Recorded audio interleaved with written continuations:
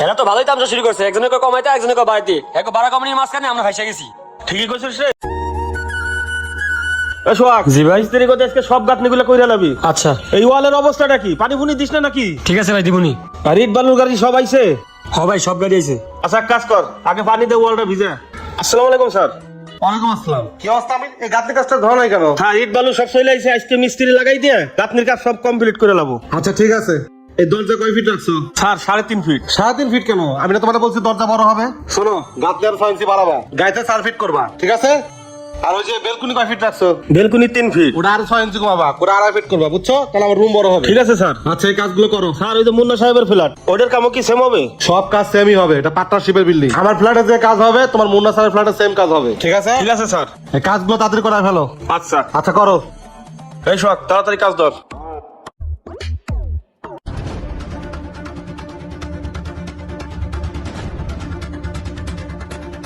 Sir আসসালামু আলাইকুম। ওয়ালাইকুম আসসালাম। আমার কি অবস্থা? স্যার এই তো ভালো।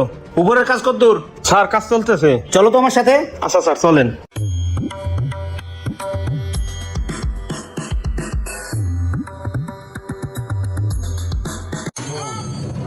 কি ব্যাপার আমির, দরজা কাটা কেন?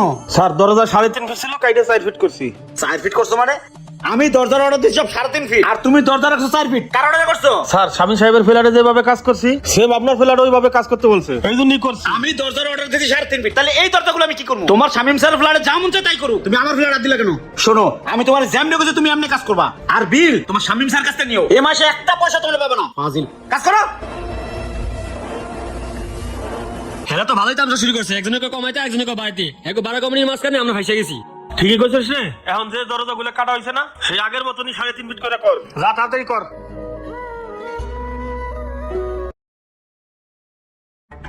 স্যার আসসালামু আলাইকুম। স্যার ওয়ালাইকুম আসসালাম। স্যার বসেন। কি অবস্থা? আমি তুমি সাইডে কাজ বন্ধ রাখছো কেন? স্যার মুন্না স্যার তো 2 মাস ধরে টাকা পয়সা দেয় না, এই জন্য মিস্ত্রি বিল দিতে পারি নাই, মিস্ত্রি কাজ বন্ধ করে দিছে। কি বলো?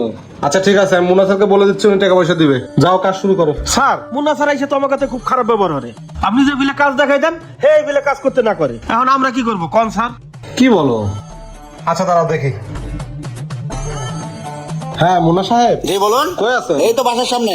ওই যে আমি সাইডে আসছি, একটু আসেন তো। কি কোনো জরুরি দরকার? ওই যে সাইডের বিষয়ে একটু কথা বলবো, একটু আসেন। আচ্ছা আসতেছি। আচ্ছা আসেন। তোমার মুন্না স্যার আসতেছে।